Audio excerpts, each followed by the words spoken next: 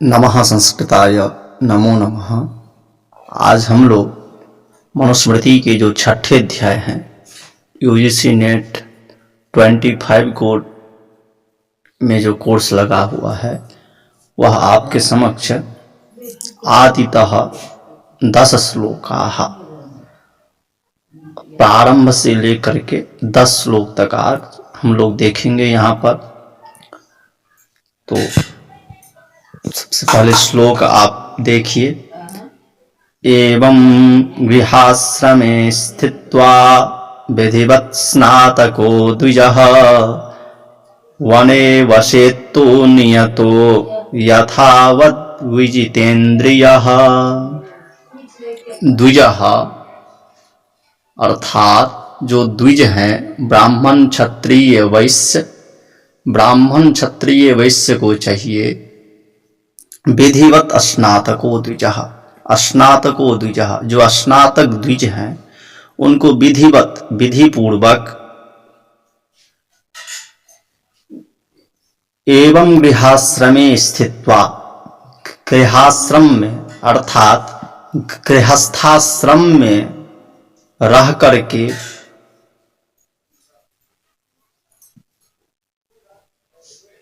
विधिवत स्नातको द्विजः विधि पूर्वक स्नातक द्विज को गृहाश्रम में रह करके इसके बाद वने बसेतु नियतो। वने बसेतु नियतो वन में वास करना चाहिए नियत निश्चित। किंतु कैसे? तो विजितेन्द्रियः यथावत शास्त्रानुकूल और विजितेन्द्रिय अर्थात विशिष्ट रूप से इंद्रिय पर जीत प्राप्त करके वन में निवास करना चाहिए। यह श्लोक छठे अध्याय का पहला श्लोक है। अर्थात इस श्लोक के माध्यम से कहना चाहते हैं स्नातक जो द्विज हैं जो स्नातक द्विज हैं वह विधिवत गृहाश्रमे स्थित्वा विधि पूर्वक गृहाश्रम में रह करके एवं उसके बाद वने बसेतु नियतो वन में वास करे निश्चित करें यथावद अर्थात शास्त्रानुकूल और जितेंद्रिय होकर के करे नियम पूर्वक वास करे वन में, ऐसा कह रहे हैं। देखिए यहाँ पर बिल्कुल जो है श्लोक में कोई दम नहीं है। अनुष्टुप छंद में श्लोक है। इसको पाठ पहले 8-8 अक्षर में करेंगे, ऐसे पाठ होगा। देखिए पाठ कैसे होगा। एवं गृहाश्रमे स्थित्वा विधिवत् स्नातको द्विजः वने वसेत्तु नियतो यथावत् विजितेन्द्रियः। कहना चाह रहे हैं विधिवत स्नातको द्विजः विधि पूर्वक स्नातक द्विज को गृहाश्रमे स्थित्वा गृहाश्रम में रहना चाहिए। वने वसेत्तु नियतो और वन में बसेत रहना चाहिए नियतो निश्चित रूप से। कैसे रहना चाहिए? तो यथावद विजितेन्द्रियः जितेंद्रिय होकर के रहना चाहिए और यथावद अर्थात शास्त्रानुकूल होकर के रहना चाहिए। मोटे तौर पर हम कहेंगे तो स्नातक द्विज इस प्रकार विधि पूर्वक गृहस्थाश्रम में रहकर फिर शास्त्रोक्त विधि से इंद्रियों को रोककर नियम से इनमें वास करे अर्थात इनमें अर्थात वन में वास करे, ऐसा कह रहे हैं। क्या समझे? अर्थात स्नातक द्विज इस प्रकार विधि पूर्वक गृहस्थाश्रम में रहकर फिर शास्त्रोक्त विधि से इंद्रियों को रोककर नियम से इनमें वास करे। मित्रों देखिए इसमें बिल्कुल जो है सामान्य श्लोक है, इसमें कुछ नहीं है। यदि आप ऐसे देखेंगे तो यह शब्द आपको याद रहेगा। तो आपको यदि वहां पर श्लोक भी देता है यूजीसी नेट 25 कोड में तो इस श्लोक से आप पकड़ सकते हैं वहां पर क्या कहा जा रहा है। बिल्कुल इसमें कोई जान नहीं है। अर्थात यदि आप ऐसे पढ़ेंगे श्लोक को पदच्छेद पूर्वक अन्वय पूर्वक पढ़ेंगे तो इन श्लोकों में कोई दम नहीं है, बिल्कुल सामान्य श्लोक है। क्योंकि स्मृति पुराण जानते ही आप, जो वेद के वेदार्थ नहीं जान सकते हैं वो सामान्य व्यक्तियों के लिए यह लिखा गया है। तो इसी प्रकार यहाँ पे श्लोक भी देखिए कितना अच्छा श्लोक है। विधिवत स्नातको द्विजः, अर्थात स्नातको द्विजः विधिवत, स्नातक द्विज को विधि पूर्वक गृहाश्रमे स्थित्वा, गृहस्थ आश्रम में रहकर, वने बसेत तु नियतो, और क्या तो निश्चित रूप से बने बसेत, निश्चित रूप से वन में वास करना चाहिए। और क्या तो विजितेंद्रिय, जितेंद्रिय होकर के यथावत शास्त्रानुकूल कहाँ रहना चाहिए, वन में रहना चाहिए।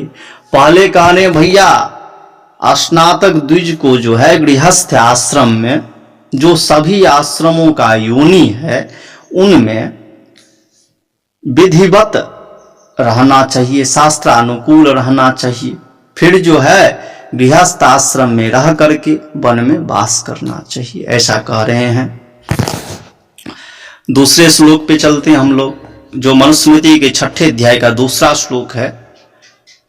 देखिए बिल्कुल सामान्य श्लोक है, इसमें कोई झंझट नाम का चीज नहीं है, बिल्कुल सिंपल सिंपल श्लोक है। देखिए, गृहस्थस्तु यथा पश्येत् वलिपलितम् आत्मनः अपत्यस्यैव चापत्यं तदारण्यं समाश्रयेत्। गृहस्थस्तु यदा पश्येत् वलिपलितमात्मनः अपत्यस्यैव चापत्यं तदारण्यं समाश्रयेत्। देखिए मित्रों, अनुष्टुप छंद का श्लोक है, इसमें 8 अक्षरों को आप पढ़ेंगे जैसा कि मैंने पाठ किया। सबसे पहले यदि आप कोई भी श्लोक पढ़ते हैं तो पढ़ना आना चाहिए। यदि आपको पढ़ना आता है तो श्लोक में कोई जान नहीं रहता है। देखिए यहाँ पर क्या कहा जा रहा है, गृहस्थस्तु यथा पश्येत् वली पलितम आत्मनः। आत्मनः, आत्मनः का यहाँ पर अर्थ क्या है, स्वयं, स्वयं के,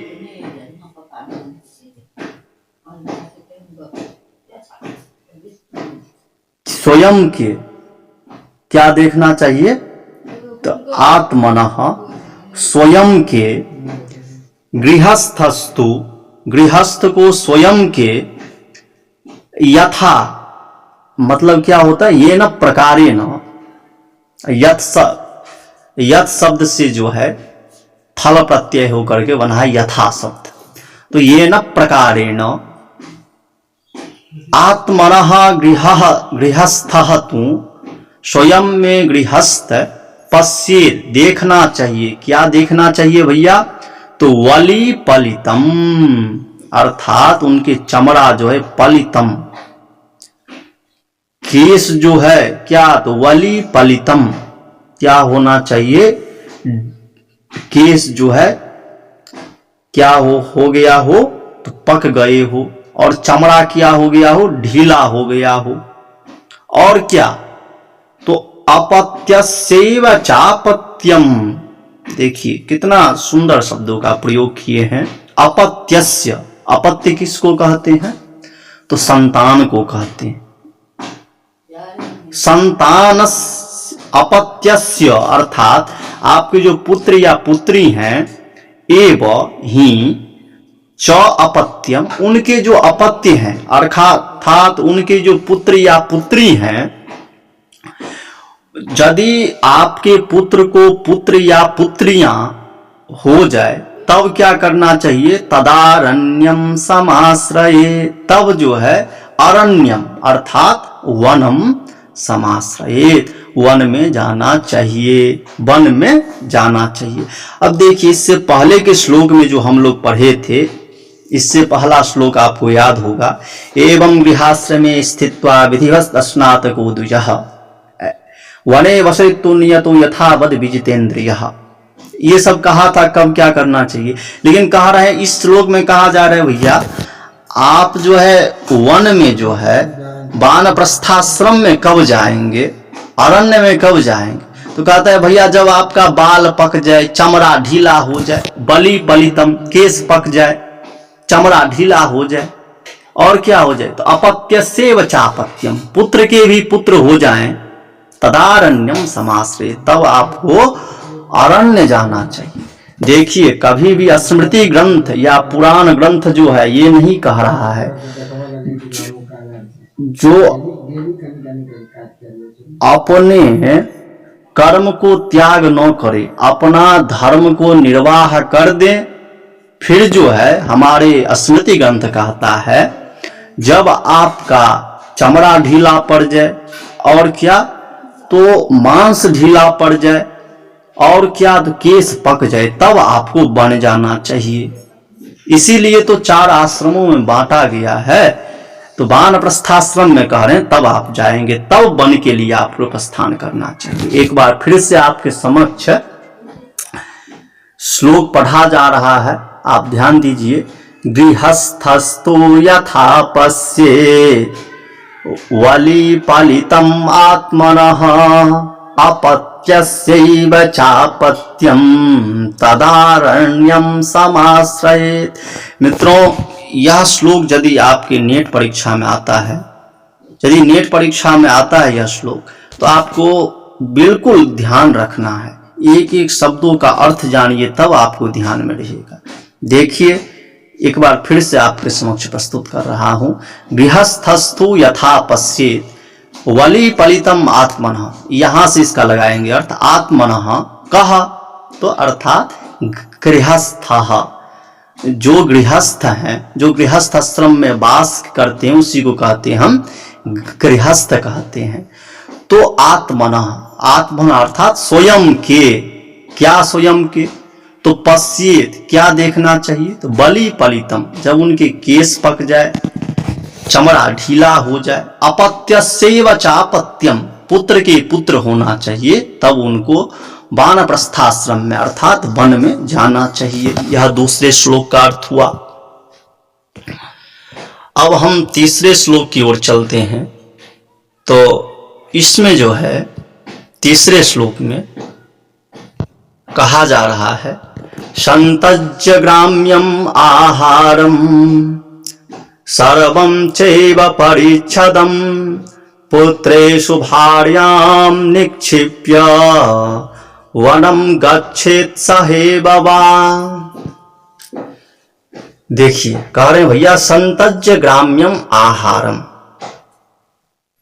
सर्वं चैव परिच्छदं पुत्रेषु भार्यां निक्षिप्य वनम गच्छेत् सहेव वा। देखिए बिल्कुल सरल श्लोक है, यदि 2 बार भी आप अच्छे से देख लेंगे तो वहां पे आपको याद आ जाएगा, परंतु शब्दार्थ जो है देखेंगे।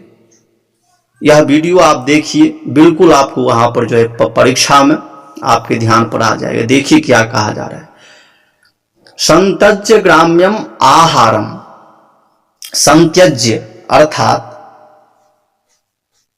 अज्य किसको कहते हैं, तो चावल को कहते हैं, और ग्राम्य आहारम, ग्राम्य आहार किसको कहा जाता है, तो चावल, दाल, आटा इत्यादि ग्राम्य आहार कहा जाता है। ग्राम्य आहार में चावल, दाल इत्यादि आते हैं।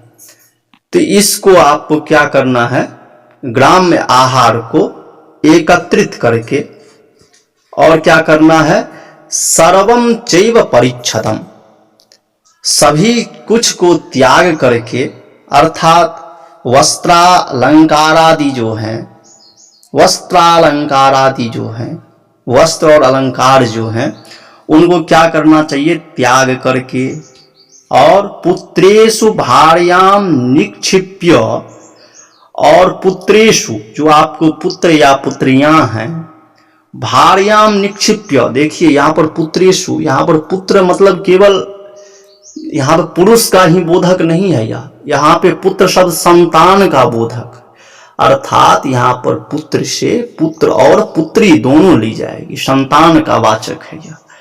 भार्याम निक्षिप्य, जो आपकी पत्नी है उसको, भार्या को जो है पत्नी को, पुत्र को सौंप करके, अर्थात इनको आप रक्षा करिए।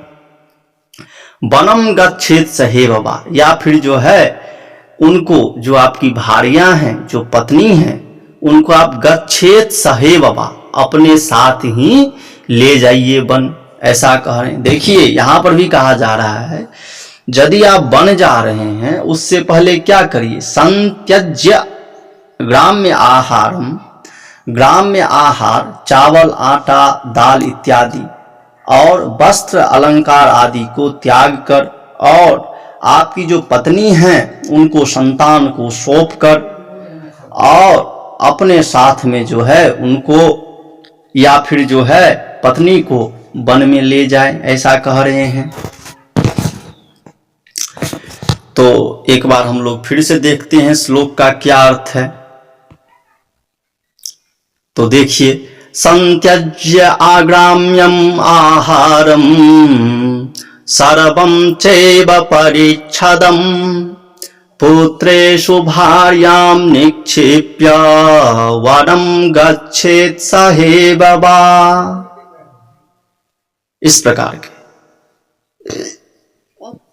ग्राम्यम आहारम, ग्राम्य आहार जो होता है उनको साथ में लेकर के,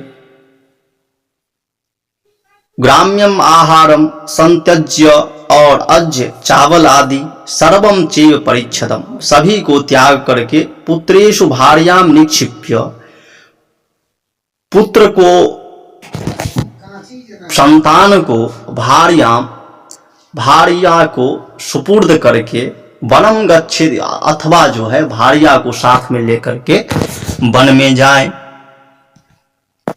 अब आगे की श्लोक की ओर चलते हैं। जो चौथा श्लोक है उसमें कहा जा रहा है, अग्निहोत्रम समादाय गृह्यं चाग्नि परिच्छदं ग्रामाद् अरण्यं निःसृत्य निवसेन्नियतेन्द्रियः। अब देखिए क्या कहा जा रहा है, अग्निहोत्रम समादाय गृह्यं चाग्नि परिच्छदम।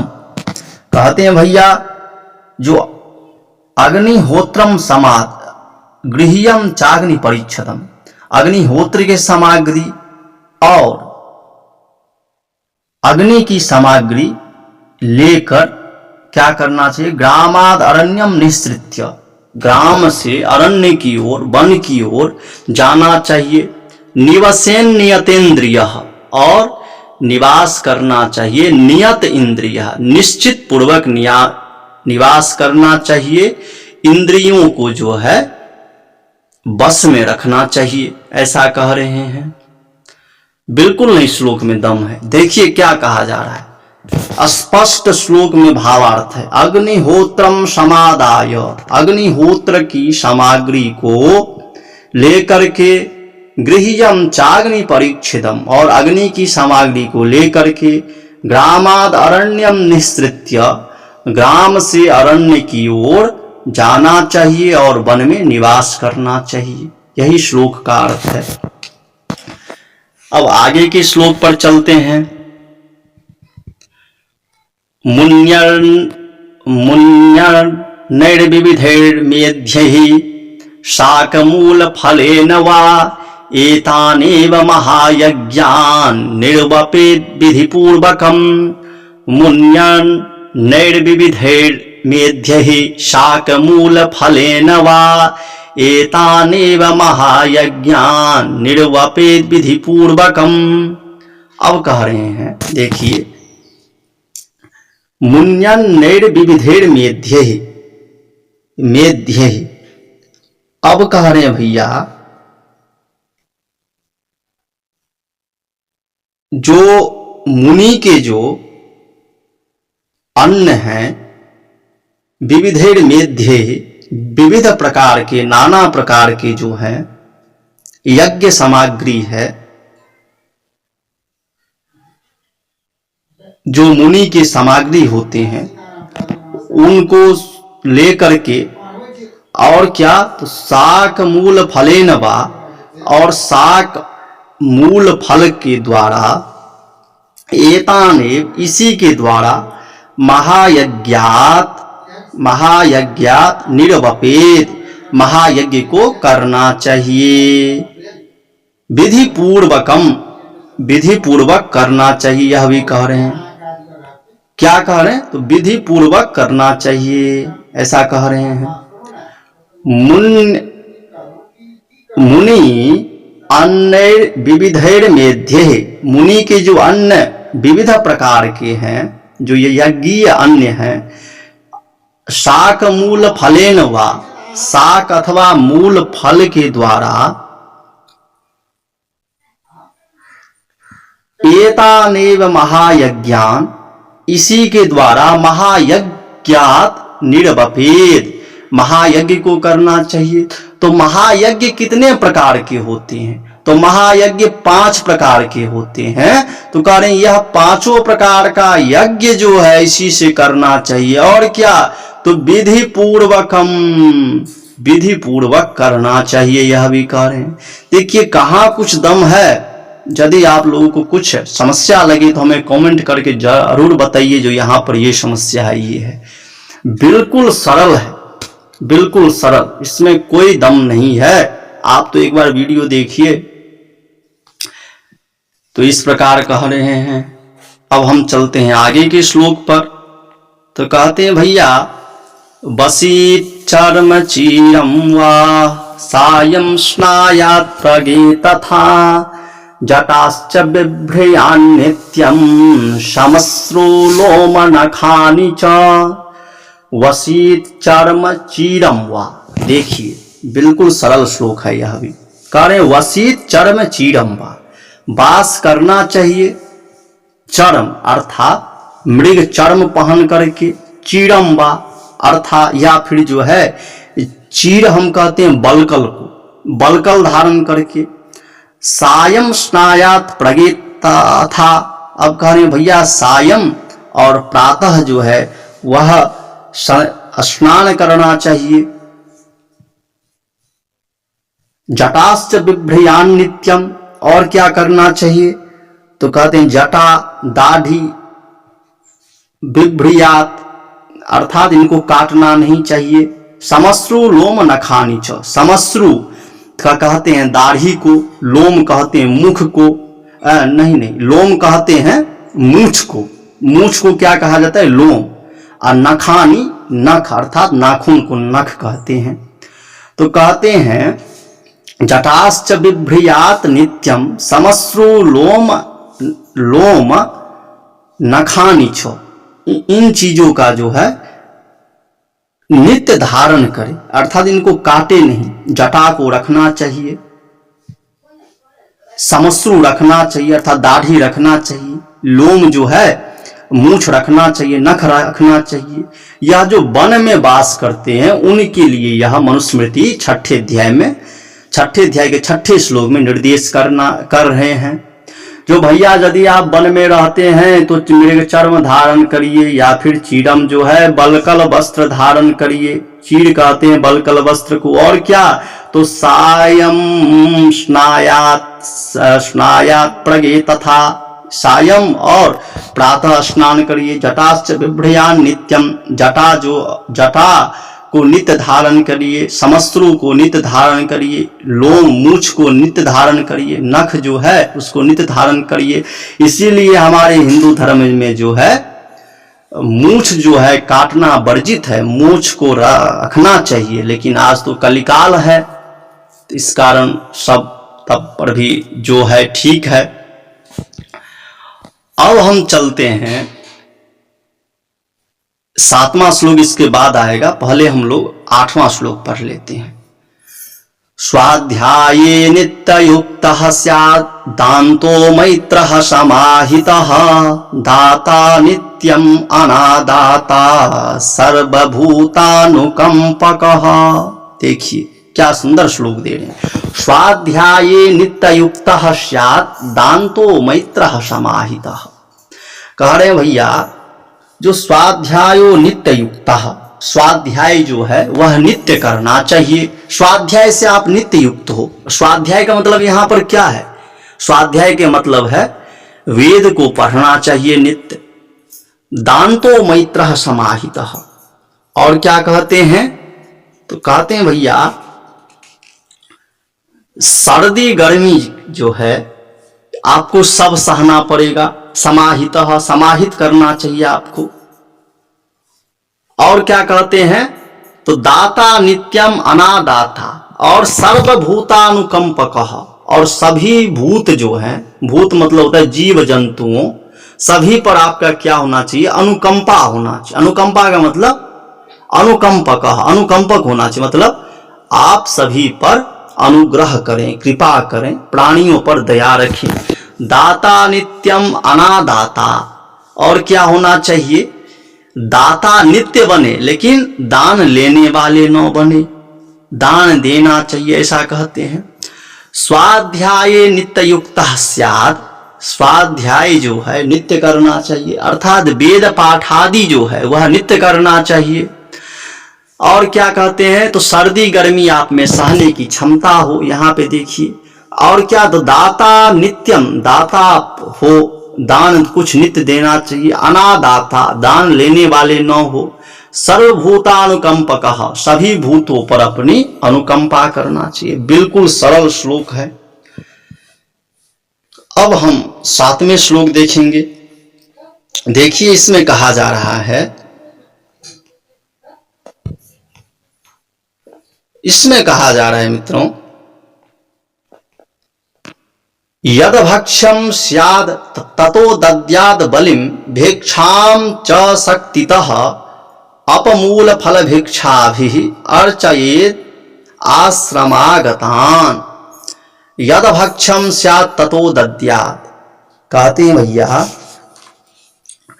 यद भक्ष्यम स्यात् ततो दद्यात्, जो भक्ष्य हो, जो खाने वाले, भक्ष्य मतलब क्या होता है? तो जो खाने योग्य होता है वह खाने योग्य पदार्थ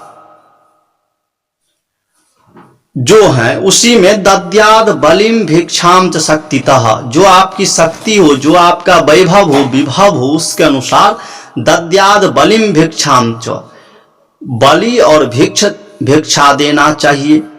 अपमूल फल भिक्षा भी अर्चयेत आश्रमागतान। और क्या कहते हैं भैया? अप अर्थात जल, मूल, फल, भिक्षा के द्वारा अर्चयेत आश्रमागतान। देखिए कितना अच्छा शब्दों का प्रयोग किए हैं मनुस्मृतिकार ने।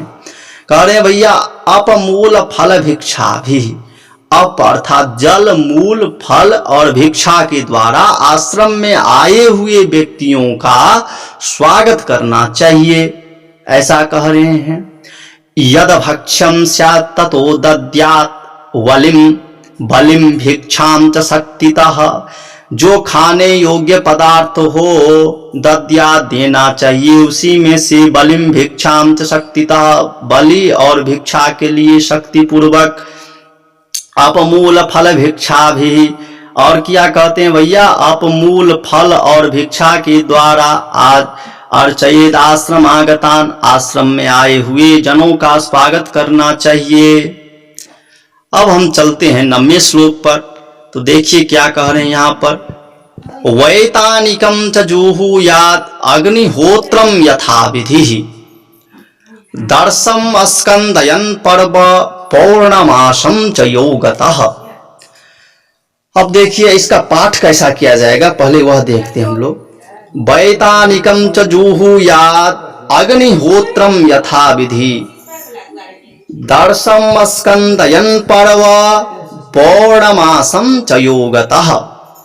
तो अब हम चलते हैं, कहते हैं भैया वैतानिकम च जुहुयात्, वैतानिक अग्निहोत्र को यथा विधि, यथा विधि जैसा शास्त्र में शास्त्रोक्त विधि पूर्वक उनको करना चाहिए। दर्शम स्कंदयन पर्व, और क्या कहते हैं? अमावस्या और पौर्णमास। दर्श याग जो होता है वह अमावस्या को होता है, पौर्णमास याग जो होता है वह पूर्णिमा को होता है।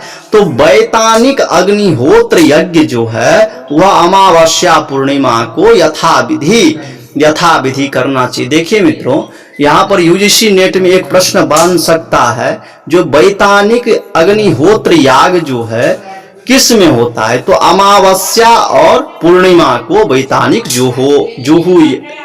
वैतानिक और अग्निहोत्र याग होता है। ये आपको माइंड में रखना है, ध्यान रखना है। अब हम चलते हैं आगे के प्रश्न की ओर।